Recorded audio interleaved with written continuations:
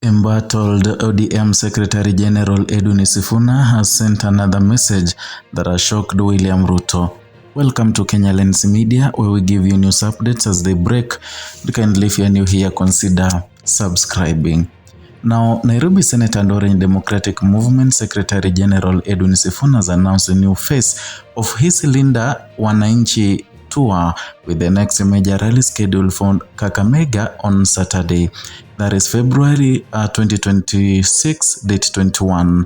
The announcement comes days after dramatic and disrupted political gathering in Kitangela that drew large crowds but ended up in confrontation with police. Sifuna's latest move signals an escalating grassroots mobilization campaign that is rapidly reshaping internal dynamics within the Orange Democratic Movement, while also testing relations between opposition figures and security agencies. And political observers now say that Kakamega rally could become a crucial indicator of both Sifuna's rising influence and the party's internal cohesion ahead of the future elections. The Kitangela rally on February 15th attracted thousands of supporters, highlighting the growing traction of the Linda Mwananchi campaign. The event featured high-profile allies like Siaya Governor James Orengo and Embakasi East Member of Parliament Babu Wino, signaling coordinated backing from influential figures within ODM. Supporters turned out early, beginning with a church service before proceeding to the main political gathering. Witness accounts described a highly energized crowd, with the chants of Sifuna Usilale echoing through the streets. For Sifuna's camp, the turnout was presented as a proof that the movement retains strong grassroots appeal, and for political analysts, the numbers suggested that Senator Edwin Sifuna is successfully positioning himself as a central mobilizing figure within the party's activist wing.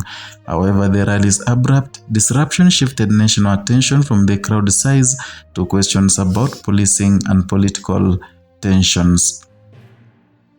The Kitangela event took a dramatic turn when anti-riot police officers moved in and deployed tear gas to disperse the gathering. Thick clouds of smoke forced the supporters to scatter, and the vehicles in the leader's convoy quickly exited the area. Sifuna attempted to calm the crowd amid the confusion and later criticized the police action, suggesting that intervention was intended to intimidate opposition supporters. Security authorities have not publicly provided a detailed justification for the disruption. The confrontation has since become a rallying point for Sifuna's messaging, reinforcing his portrayal of the Linda Mwananchi campaign as a grassroots defense a movement for ordinary citizens. Political risk analysts note that such incidents often have a dual effect, and they may disrupt immediate events but also can energize political bases if framed as suppression. The Linda Mwananchi tour began in Busia County and has steadily expanded across key political regions. According to Sifuna's team, the initiative is designed to reconnect ODM leadership with grassroots supporters while advocating for citizen-focused governance. The campaign messaging emphasizes protection of democratic space, economic concerns facing ordinary Kenyans, and the preservation of what supporters describe as ODM's activist identity. Strategically, the tour serves multiple purposes. 1, it reinforces Sifuna's national political profile, and 2, consolidates support within ODM base. 3, it signals resistance to perceived shifts in party direction, and lastly, it tests the regional mobilization strength. With the Kakamega, a politically significant Western Kenya county, and next on the itinerary, the campaign is entering the region historically important to ODM's electoral math. Beyond public rallies, the Linda Mwananchi tour is unfolding against the backdrop of visible internal disagreements within ODM. Sifuna's family rejected attempts by rival factions to remove him from the powerful Secretary General position.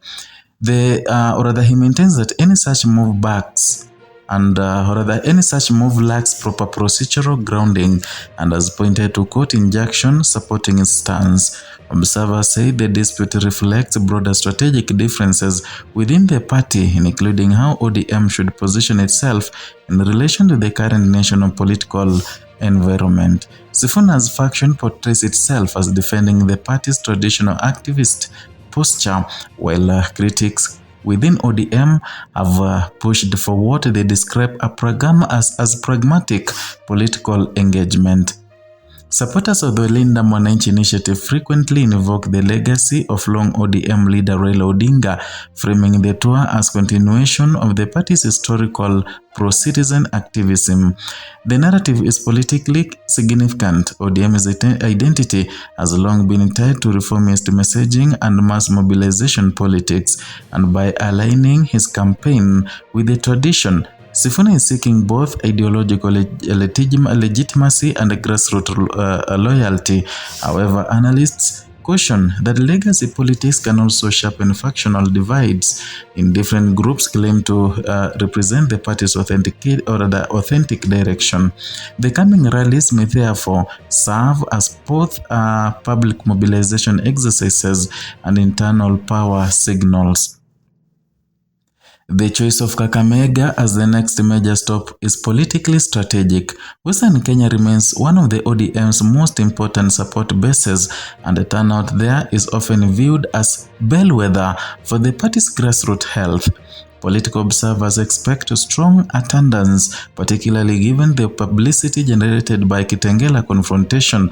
At the same time, security planners are likely to monitor the event closely to avoid a repeat of the recent tensions.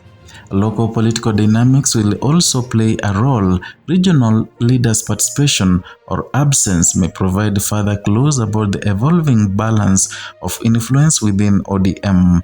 While the Linda Mwananchi tour has energized supporters, analysts warn that repeated confrontation between opposition gatherings and police could raise the national political temperature. Kenya has a long history of highly charged political rallies, particularly in the pre-election periods, and when large crowds, strong rhetoric, and heavy police presence converge, the risk of flashpoints increases. Security experts emphasize that careful coordination between organizers and authorities is critical to preventing violence, and civil society groups have also called for restraint on all sides to preserve democratic space while maintaining public safety. Attention now turns to whether the Kakamega rally proceeds smoothly and whether the Linda Mwananchi tour continues to expand geographically. The answers may also emerge in the coming weeks as the tour gathers momentum. Edwin Sifuna's expanding Linda Mwananchi tour is becoming more than a routine political outreach program. It is evolving into a significant test of grassroots power, party unity, and a broader climate for opposition politics in Kenya. In the campaign, if the campaign continues, drawing large energized crowds, it could reshape internal ODM dynamics and elevate Sifuna's national political standing. If confrontations with security agencies persist, the tour may also deepen the national debate about policing and political freedoms. For ODM, the stakes are particularly high. The party must balance internal cohesion with external mobilization at a time when Kenya's political landscape is already highly competitive. Ultimately, the success or strain of the Kakamega rally will offer an early signal of whether the Linda Mwananchi movement becomes a unifying force within the opposition or another flashpoint in Kenya's evolving political contest.